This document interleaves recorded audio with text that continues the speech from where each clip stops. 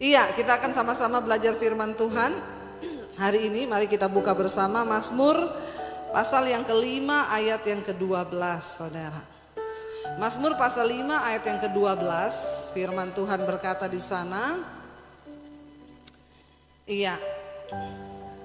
Mazmur 5 ayat yang ke-13 ya, 13. Baca bersama dengan suara yang keras firman ini, 1, 2, 3. Sebab engkaulah yang memberkati orang benar ya Tuhan, engkau memagari dia dengan anugerahmu seperti perisai.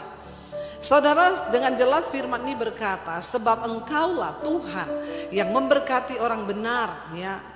Tuhan memagari saudara dan saya dengan anugerah dan perisai. Saudara baca ayat ini, menurut saudara wow enggak? Wow ya. Saudara mau ini terjadi dalam hidupmu? Ya, dikatakan Tuhan memberkati orang benar. Ya Tuhan, engkau memagari ya dia dengan anugerahmu dan perisai. Coba kita ganti nama kita ayat ini. Saudara mau? Katakan bersama. Sebab engkaulah yang memberkati, sebut namamu, Debbie. Ya Tuhan, engkau memagari Debbie dengan anugerahmu seperti perisai. Saudara, hidup ini akan menjadi berarti ketika ya kita mengalami ya apa yang firman Tuhan katakan. Kita mengalami janji berkat-berkat Tuhan. Saya percaya firman Tuhan yang diucapkan itu tidak hanya diucapkan, tapi Tuhan mau kita mengalami itu. Amin. Betapa banyaknya janji Tuhan ya, tapi banyak orang itu tidak mengalami janji itu. Sehingga banyak yang datang bertanya, Bu kenapa begini, kenapa begitu. Dan ayat ini dengan jelas berkata, Tuhan memberkati orang benar dan Tuhan memagari dia dengan anugerahnya. Betapa luar biasa kalau hidup kita diberkati. Dan pagar hidup kita itu bukan pagar duri, bukan pagar tembok yang tinggi. Iya, kalau di Jakarta itu pemukiman orang-orang kaya saudara, pagarnya lebih tinggi dari rumahnya. Rumahnya tidak terlihat. Udah tinggi banget, di atas dikasih pecahan botol. Bukan cuma pecahan botol, duri-duri, pagar duri lagi di atas. Kenapa saudara? Karena orang ketakutan. Ya, kalau begitu mending bikin rumah biasa aja, nggak usah dipagar ya. Biar nggak ada yang masuk. Tapi Tuhan berjanji, Dia akan memagari hidup kita bukan dengan pagar duri, bukan dengan pagar tembok yang tinggi. Tapi hidupmu, hidup saya dipagari dengan anugerah. Wow enggak? Wow. Tapi syaratnya dikatakan di situ kita harus menjadi orang benar. Sebab Tuhan memberkati orang benar. Dan Dia memagari orang benar dengan anugerahnya. Siapa yang mau menjadi orang benar hari ini? Saudara, menjadi orang benar itu bukan dengan kebenaran kita. Karena Alkitab berkata kebenaran manusia itu seperti kain kermisi, seperti kesumba merah. Kita ini dibenarkan oleh Tuhan. Bagaimana cara supaya kita dibenarkan oleh Tuhan? Ayat ini ditulis oleh Daud. Daud adalah seseorang yang benar-benar mengalami bagaimana kemurahan Tuhan, bagaimana dia mengalami kedahsyatan Tuhan, berkat Tuhan, bagaimana Tuhan memagari dia. Bapak Ibu, di dalam kehidupan Daud dia punya dua musuh yang terbesar. Musuh terbesar Daud itu bukan orang Filistin dan orang Amalek yang memang benar-benar musuh dari Israel. Musuhnya Daud bukan orang Filistin yang memang dari dulu ingin membunuh dia, bukan orang Amalek yang memang ingin menguasai Israel. Tapi dua musuh terbesar Daud. Siapa? Yang pertama adalah Saul, raja Israel sendiri. Teman sebangsanya, karena iri hati kepada Daud, Saul ingin membunuh Daud. Yang kedua musuh terbesar Daud ialah siapa? Anaknya sendiri yang bernama Absalom. Pada lulus sekolah minggu nggak ini? Kayaknya pada nggak tahu ceritanya. Ya, Daud mempunyai musuh terbesar dalam hidupnya. Yang pertama adalah Saul, yang kedua adalah Absalom. Siapa Absalom itu? Pinter sekarang sudah lulus sekolah minggu. Ya, Absalom anaknya sendiri.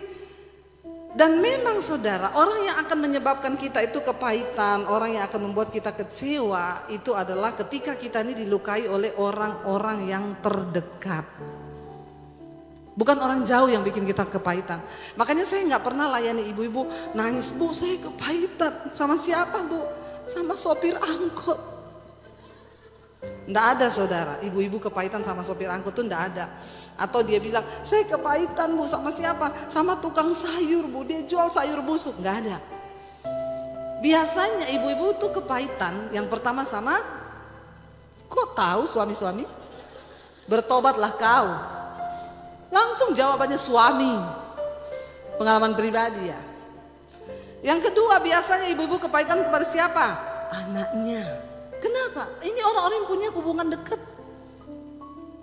Musuh terbesar Daud adalah dua orang ini. Kenapa? Karena mereka ingin membunuh Daud, tapi Daud gak bisa membenci dan Daud tidak bisa membunuh mereka. Ketika Daud dikejar-kejar oleh Saul, saudara, Daud punya kesempatan 2 kali untuk membunuh Saul. Yang pertama, ketika Daud lari bersembunyi di gua, Saul menyusul dengan anak buahnya. Tapi Daud dapati Saul sedang tertidur. Lalu anak buahnya berkata kepada Daud, "Tuhan sudah mengirim musuhmu ke dalam tanganmu.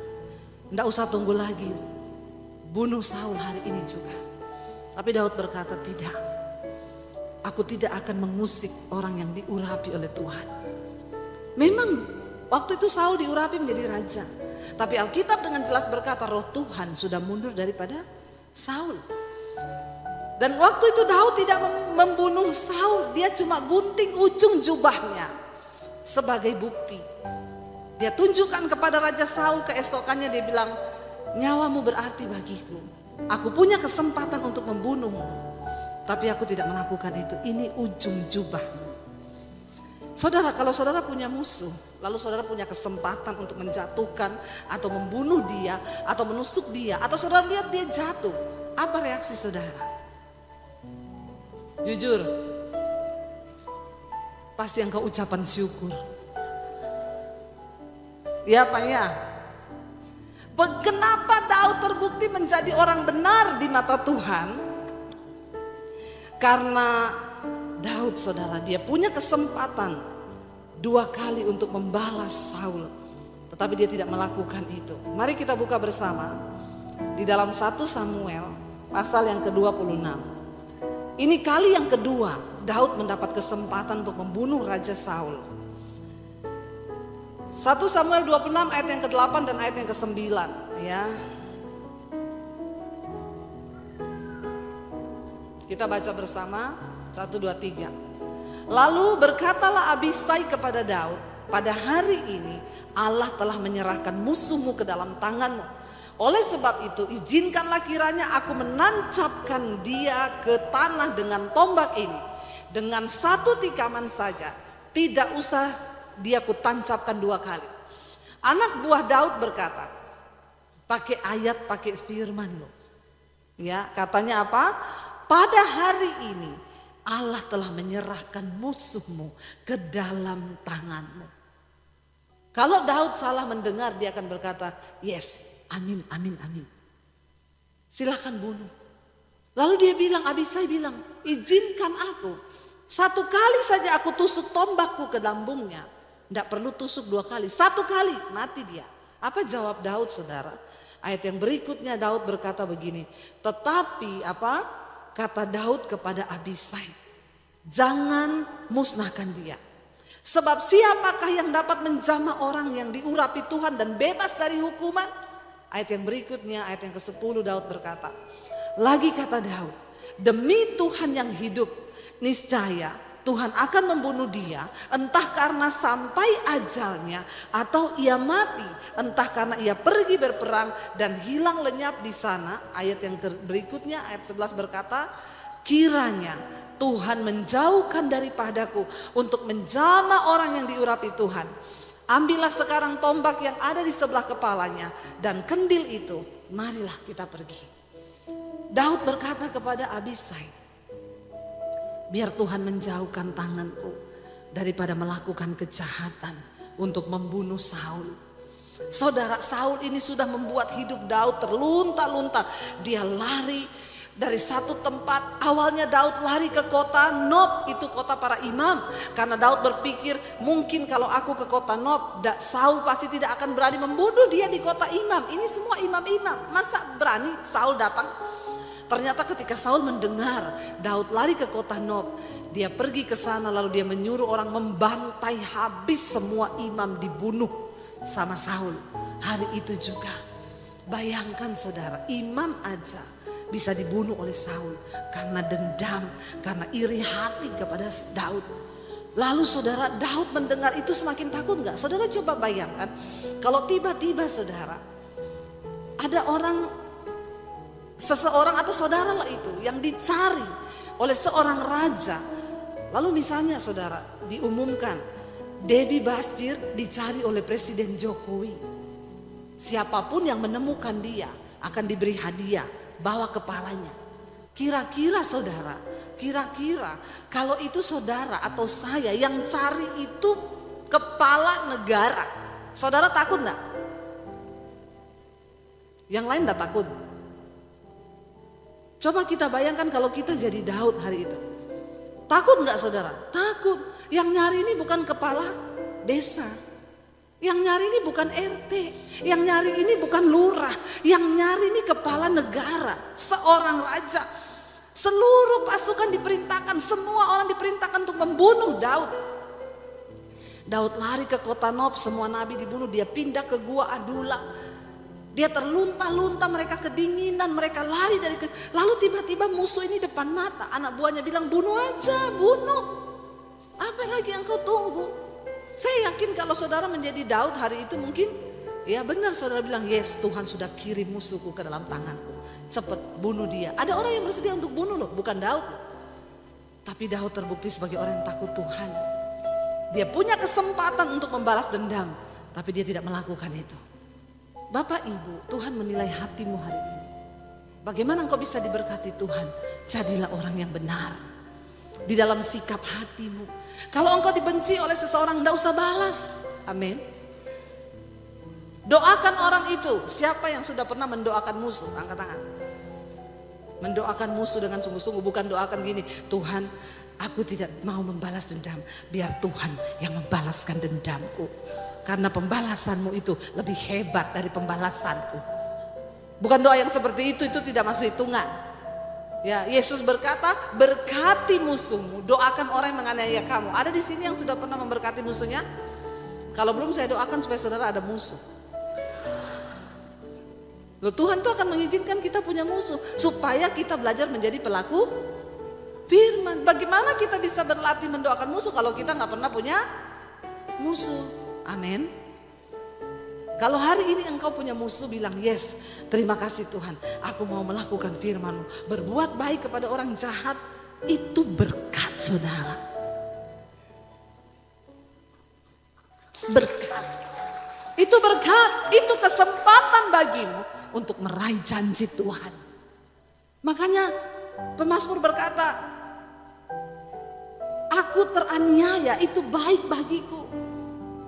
Supaya aku belajar ketetapan Tuhan. Sebab Alkitab berkata, Tuhan itu mendengar doa orang yang mau doanya didengar. Saya doakan supaya tahu saudara teraniaya. Ya, loh, Tuhan itu mendengar doa yang teraniaya. Makanya sering-seringlah jadi orang yang Loh, ini kayaknya pendetanya sesat.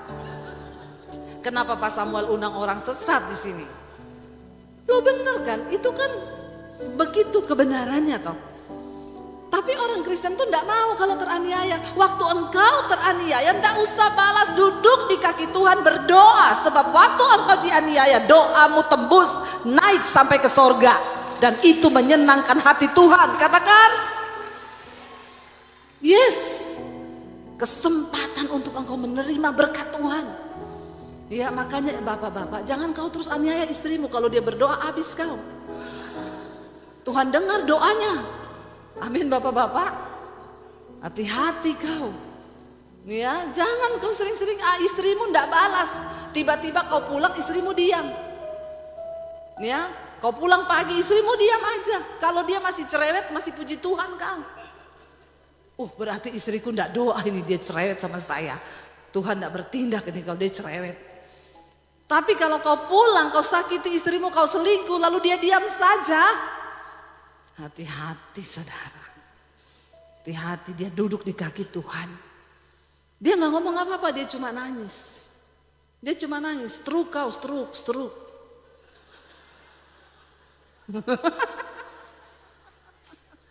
Jangan kau sombong bapak-bapak ya. Karena kau pikir kau punya uang lalu kau selingkuh. Ya, kau sembarangan, kau memperlakukan istrimu dengan tidak baik. Hati-hati kau para suami. Ada seorang bapak datang sama saya. Dia pejabat. Bu, saya ini bingung bu, cuma satu kelemahan saya ini bu. Saya itu tukang main perempuan. Bapak ini gak ada mainan yang lain kak, main badminton, main catur, main bulu tangkis. Kenapa hobinya kok main perempuan loh? Ya heran gak saudara? Terus bapak ini datang sama saya buat apa? Saya sama suami saya tuh berdua dia datang. Ibu doakan saya ibu, saya ini sudah dinubuatkan sama pendeta, sudah didoakan, sudah ditumpang tangan. Saya tanya, tumpang kaki sudah apa belum? Jadi ibu doakan saya dan tolong nasihati saya ibu. Karena saya ini kalau sudah berangkat ke Jakarta, begitu baru landing nih di bandara, langsung buka HP on, langsung kepengen hubungi cewek itu, sudah datang ke hotel. Itu saja kelemahan saya. Jadi ibu tolong nasihati saya. Saya bilang bapak sudah sering dinasihati pendeta. Sudah, jadi bapak mau dengar nasihat saya. Iya, kalau bapak landing di Jakarta, waktu bapak hidupi HP mau hubungi perempuan, bapak ingat ya, ketika bapak mau masuk hotel, bapak masuk, bapak lagi senang-senang sama perempuan itu, lalu Tuhan gunting satu urat di jantungmu pak. Lalu jantungmu berhenti pak. Kau kena serangan jantung di hotel lagi sama perempuan, lalu kau mati pak. Dia gini dengar, kau mati pak, terus kau masuk koran. Jenazah ditemukan di hotel lagi bersinah selingkuh sama seorang wanita pejabat. Bapak ingat ya, kau mau masuk surga, masuk neraka atau masuk koran? Dia syok langsung gini, astaga ibu ini nasihat. Saya bilang kan bapak udah nasihati sama pendeta tuh. Sekarang bapak minta nasihat saya kan. Ibu jangan bernubuat begitu ibu. Saya tidak bernubuat pak, ini nasihat saya. Kau bermain-main dengan Tuhan, kau tidak hormati Tuhan. Kau membiarkan hidupmu dalam kecemaran. Istrimu di rumah menangis pak. Istrimu teraniaya pasti. Iya memang bu, tapi dan bukan cuma itu bu. Saya ya kalau lagi bersinah pasti anak saya kerasukan bu. Tahu dia loh, anaknya itu sering kali diserang setan. Jadi istrinya udah tahu kalau anaknya di kampung kerasukan, ini pasti bapaknya di Jakarta lagi tidur sama perempuan. Ngeri ya saudara, ya ada ya orang begitu. Iya, jadi nasihat saya, bapak ingat-ingat saja, bapak landing ya, hubungi perempuan masuk hotel. Tapi saya yakin dia tuh ingat terus omongan saya ini.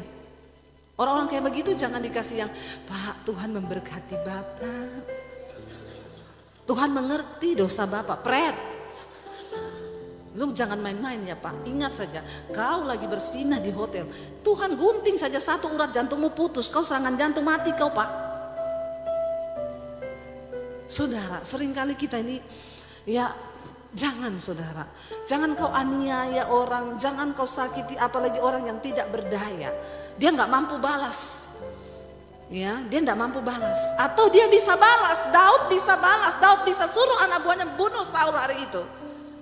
Tapi dia membuktikan dia takut Tuhan. Dia membuktikan bahwa dia mau jadi orang yang benar di hadapan Tuhan. Dia bilang sama anak buahnya, apakah ada orang yang mengusik seorang diurapi dan dia bebas dari hukuman? Aku tidak akan mengotori tanganku. Kalau Saul akan mati, dia akan mati karena memang sudah ajalnya. Tuhan yang memanggil dia mati. Atau dia akan mati di pertempuran. Tapi bukan karena aku yang membunuhnya. Sekalipun engkau punya kesempatan atau engkau lihat musuhmu sedang jatuh, jangan bersuka cita supaya Tuhan tidak melihat itu dan menganggapnya sebuah kesalahan bagimu. Saudara, Daud buktikan. Daud bilang kepada anak buahnya, "Ndak usah, ambil saja senjata Saul, kita bawa senjatanya."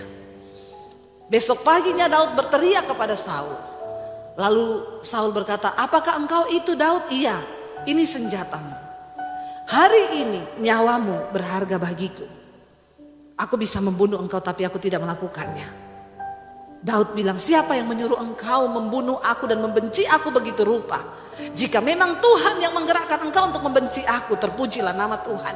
Tapi kalau itu manusia, terkutuklah dia.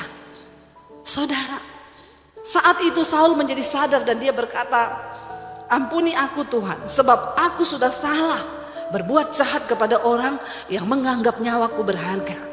Setelah itu Saul pergi, orang Filistin datang menyerang. Saudara, Saul terpukul kalah tentara Israel. Lalu dia berkata kepada anak buahnya, tikam aku dengan pedangku. Anak buahnya berkata, aku tidak akan melakukan itu raja. Aku tidak mau ditangkap sama orang Filistin. Mereka tuh jahat, mereka pasti akan mempermainkan aku. Tikam aku dengan senjataku. Anak buahnya bilang tidak. Akhirnya Saul menancapkan pedangnya di tanah dan dia menjatuhkan diri di atas pedang itu. Dia mati bunuh diri. Saudara, kefasikan pasti akan membuahkan maut. Jadi orang jangan jahat. Amin. Tidak usah kau musuhi orang lain. Sekalipun orang itu berbuat jahat kepadamu, duduk di kaki Tuhan, tidak usah engkau marah. Saya pernah melepaskan pengampunan, begitu berat bagi saya. Kalau kita melepaskan pengampunan sama orang yang gak kenal Tuhan, gampang, ada ayatnya, Tuhan ampuni dia sebab dia tidak tahu apa yang dia lakukan. Tapi kalau kita disakiti, dilukai oleh orang Kristen, apalagi hamba Tuhan, itu berat loh saudara. Lalu Tuhan bilang sama saya, kamu harus melepaskan pengampunan, tidak bisa kamu kepahitan. Ini adalah jalan bagimu menuju kepada kemuliaan. Saya bilang, Tuhan, saya harus mengampuni hamba Tuhan. Berarti saya harus merubah ayat, ampuni dia Tuhan. Karena dia tahu, tapi dia pura-pura tidak tahu apa yang dia lakukan. Tapi saya harus menjalani itu saudara. Ketika itu saya melihat saya berdiri di sebuah terowongan yang bentuknya hanya badan saya. Tapi ada lebar beberapa senti. Dan saya harus berjalan di terowongan itu. Dan di ujungnya itu ada sinar kemuliaan. Saya harus benar-benar lurus dengan kepala tegak. Tidak boleh miring-miring. Karena kalau miring pasti saya kejepit mati. Tuhan bilang di situ. Sebab sempitlah jalan yang menuju kepada kehidupan. Dan sedikit orang yang mau melaluinya. Tapi lebarlah jalan yang menuju kepada kebinasaan. Dan banyak orang yang memilih untuk menjalaninya. Jalan Tuhan itu sempit. Jalan Tuhan itu sulit bagi daging kita. Tapi ketika engkau melakukannya, engkau benar di mata Tuhan. Tidak usah cari pencitraan pembenaran manusia. Tidak usah. Tidak usah cari muka sama manusia. Percuma. Mari kita cari muka sama Tuhan. Amin. Makanya kadang orang bilang, Bu, saya dengar cerita tentang ibu. Kamu percaya cerita itu silakan. Tapi kalau kamu tahu saya, kalau kamu percaya ya monggo. Loh, ibu tidak ibu diperlakukan seperti itu? Enggak. Tuhan tahu siapa milik kepunyaannya kok. Kenapa sih saya harus berusaha membela diri di depan manusia? Saya nggak perlu melakukan itu. Sebab Tuhan tahu siapa milik kepunyaannya. Ada pengacara datang, Bu, saya tuntut dia, Bu. Foto saya ditayangkan di media seperti ini di gereja, saudara. Saya seperti maling. Pengacara datang sama saya, Bu, saya tuntut dia ya. Ibu gak usah bayar saya. Itu jahat loh, Bu. Saya bilang, Pak, tidak usah lakukan itu. Kenapa, Bu? Ibu bodoh loh, enggak apa-apa. Kalau Tuhan yang mengizinkan dia melakukan itu, apa yang bisa saya lakukan, Pak? Saya jalan ini sebagai sebuah proses Tuhan. Dan saya melepaskan pengampunan. Berat, saya bilang gak bisa Tuhan, saya gak bisa mengampuni. Tapi Tuhan suruh saya mengampuni. Saya bilang, Tuhan, aku percaya firman-Mu berkata, apa yang tidak sanggup aku lakukan karena keterbatasanku sebagai manusia, itu akan dilakukan oleh Tuhan dalam diriku. Dan saya nangis, saya lepaskan pengampunan, saya sebut namanya. 1 hari 24 jam, iblis ingetin dia di otak saya 50 kali. Padahal sehari cuma 24 jam, tapi dia muncul 50 kali di pikiran saya. Iblis ngomong, nih orang jahat tuh. Padahal dia tuh ngerti firman, jahat kan. Dulu waktu saya belum melepaskan pengampunan, saya bilang, iya memang jahat. Ih, dasar terkutuk. Kita hidup kayak begitu, mukamu tua, cepat keriput. Amin ibu-ibu. Tapi kalau engkau lepaskan pengampunan, hatimu bersih, mukamu berseri-seri kayak saya ini. Masalah buat lo. Ya nggak usah kepahitan, hidup ini sudah pahit. Kau minum lagi kopi pahit, makan daun pepaya, sayur pare, tambah pahit hidupmu. Ya, ingat yang manis-manis aja, enggak usah kepahitan. Saya lepaskan pengampunan. Ya, dan akhirnya Tuhan pulihkan saudara. Yang kedua, kenapa Daud dianggap benar di mata Tuhan? Ya, kita lihat bersama saudara. Ketika akhirnya Saul mati bunuh diri, sudah Daud diberikan tahta oleh Tuhan. Daud diangkat menjadi raja. Ketika Daud menjadi raja, ya, 2 Samuel pasal yang ke-9 ayat 1 sampai ayat yang ke-10. Ketika Daud diangkat menjadi raja, saudara, apa yang Daud lakukan? 2 Samuel 9 ayat yang pertama sampai dengan ayat yang ke-10. Di sana Daud, firman Tuhan berkata begini. Berkatalah Daud, ya, baca bersama. Masih adakah orang yang tinggal dari keluarga Saul? Wow, enggak. Padahal dia sangat disakiti oleh Saul. Waktu dia diangkat menjadi raja, yang dia ingat pertama kali, adakah keluarga Saul yang masih tertinggal? Untuk apa? Dia bilang, aku akan menunjukkan kasihku kepadanya oleh karena Yonatan anak Saul, yang adalah sahabat Daud. Lalu ayat yang berikutnya, ayat yang kedua. Adapun keluarga Saul mempunyai seorang hamba yang bernama Siba. Ia dipanggil menghadap Daud. Lalu raja bertanya kepadanya, Siba? Jawabnya, hamba tuanku. Lalu ayat yang ketiga di sana dikatakan, kemudian berkatalah raja, tidak adakah lagi orang yang tinggal dari keluarga Saul? Aku hendak menunjukkan apa? Aku hendak menunjukkan kepadanya kasih yang dari Allah. Lalu berkatalah Siba kepada raja, masih ada seorang anak laki-laki Yonatan yang cacat kakinya. Pembantu Saul berkata, ada anaknya Yonatan, dia cacat. Tanya raja kepadanya, di manakah ia? Jawab Siba kepada raja, dia ada di rumah Makhir bin Amiel di Lodebar. Lalu kita lihat ayat selanjutnya.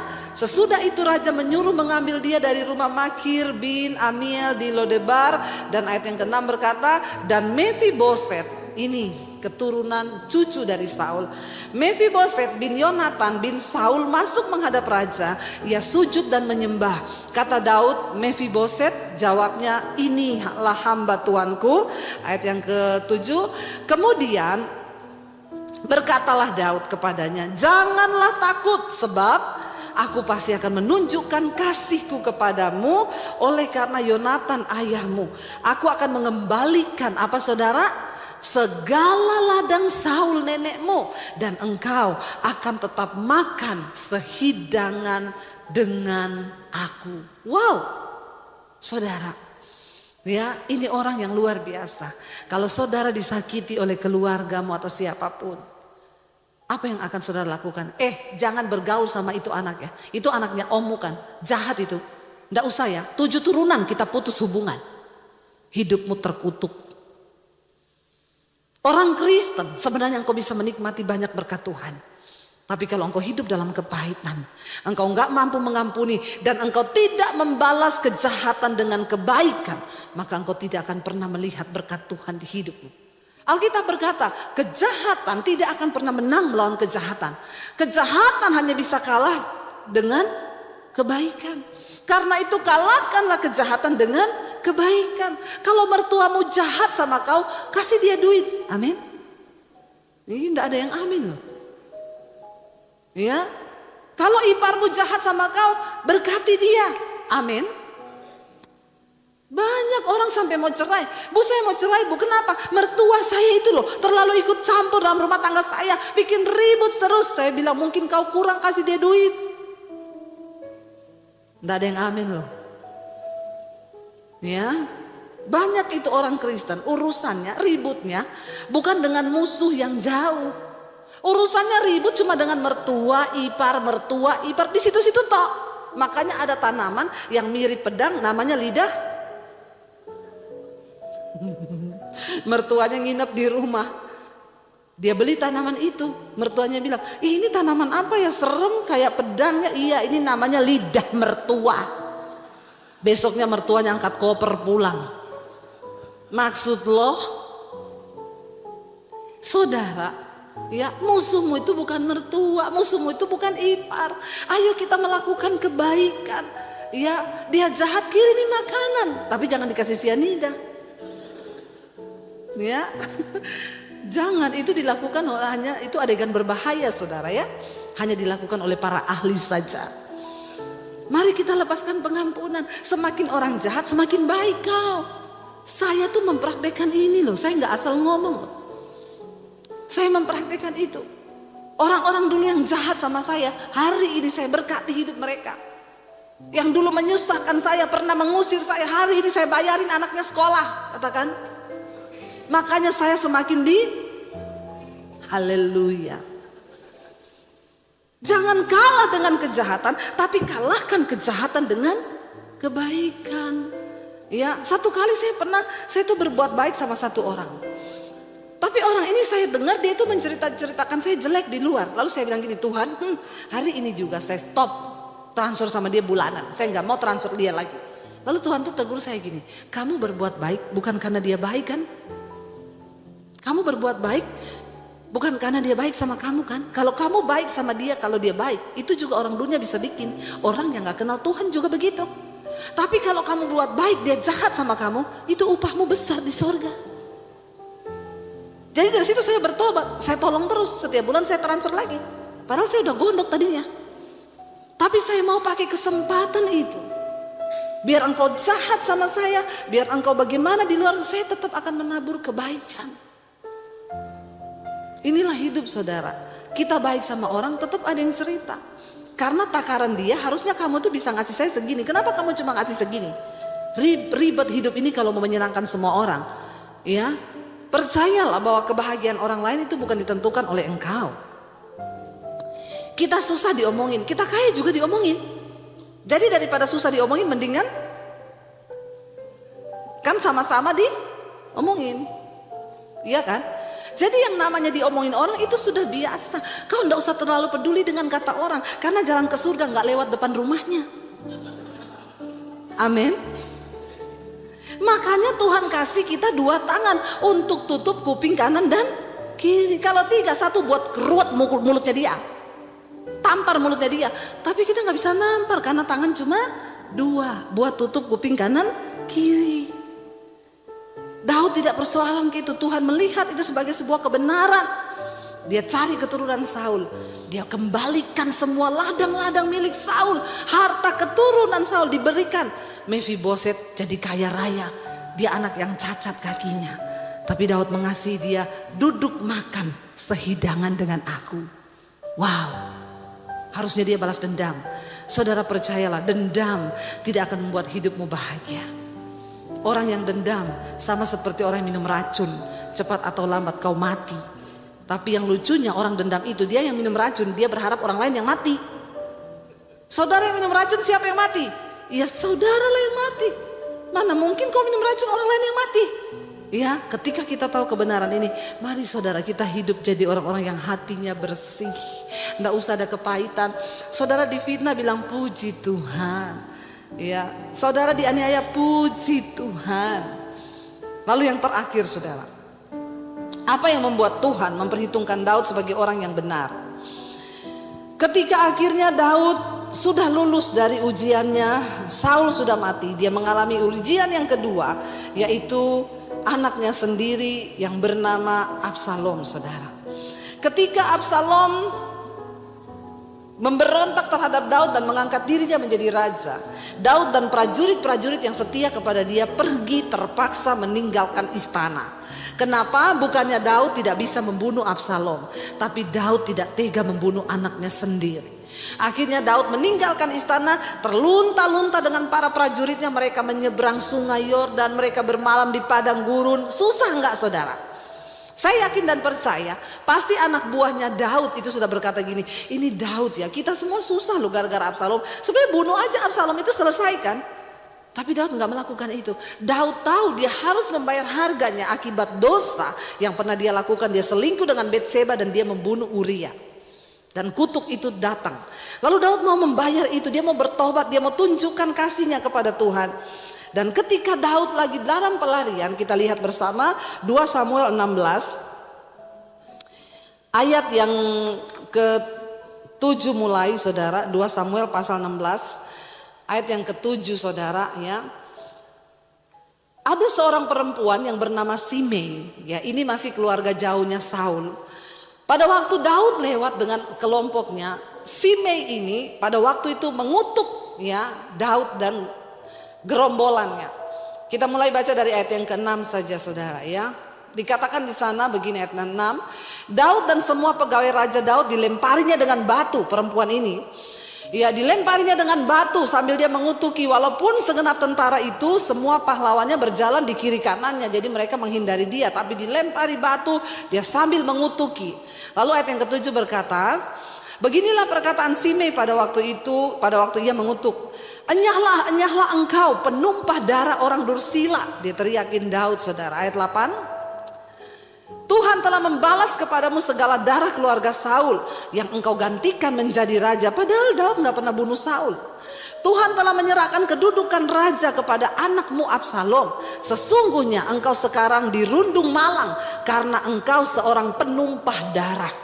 Dia tahu Daud tidak membunuh Saul, tapi dia mengutuki, dia berkata, dasar orang dursila, syukur sekarang kedudukanmu diambil oleh anakmu Absalom. Saudara, kalau saudara jadi Daud hari itu, engkau lagi dalam pelarian karena mau dibunuh sama Absalom, engkau lagi stres habis menyeberang sungai Yordan, engkau mengiringi dengan rasa lapar yang begitu hebat, terus tiba-tiba orang ngutuk-ngutuki kau dan maki-maki kau.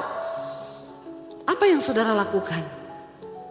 Saudara, ayat yang berikutnya berkata, ayat 7 di sana, Abisai anak buah Daud berkata begini, lalu berkatalah Abisai anak Seruya kepada raja, mengapa anjing mati ini mengutuki tuanku raja? Dia nggak bilang lagi orang, anjing mati. Di Alkitab seringkali dipakai istilah anjing mati, itu artinya apa? Tidak berguna orang ini. Udah anjing mati lagi. Anjing kalau masih hidup masih berguna, bisa jaga rumah ya. Tapi kalau anjing, sudah anjing terus mati, itu gak ada gunanya. Ini orang yang benar-benar sampah saudara. Dikatakan, mengapa anjing mati ini mengutuki tuanku raja? Izinkan aku menyeberang dan memenggal kepalanya. Daud kalau lagi jengkel dan emosi dia bisa bilang gini, iya penggal. Dia berhak pada waktu itu saudara, karena dia raja. Tapi Daud bilang apa saudara? Kita lihat ayat yang ke-10, baca bersama. Tetapi kata raja, ya kata Daud, apakah urusanku dengan kamu, hai anak-anak Seruya? Biarlah ia mengutuki, sebab apa? Apabila Tuhan berfirman kepadanya, kutukilah Daud, siapakah yang akan bertanya, mengapa engkau berbuat demikian? Daud percaya semua yang terjadi atas hidupnya itu seizin Tuhan. Hari ini kalau engkau difitnah, itu seizin Tuhan. Hari ini kalau engkau diperkarakan, hari ini mungkin engkau sedang ada di dalam tekanan, hari ini orang sedang memfitnah engkau, itu diizinkan Tuhan. Makanya Daud bilang, kenapa? Apa urusanmu? Kalau Tuhan yang menyuruh dia mengutuki aku, kita mau buat apa? Apakah engkau berani bertanya kenapa itu Tuhan suruh?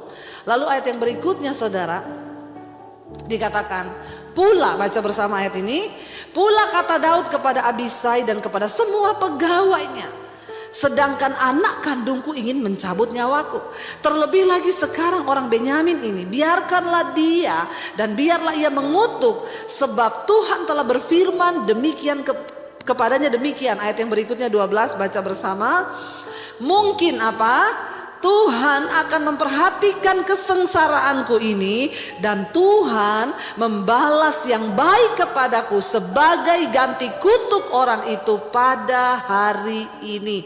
Tuhan sanggup mengubah kutuk menjadi berkat.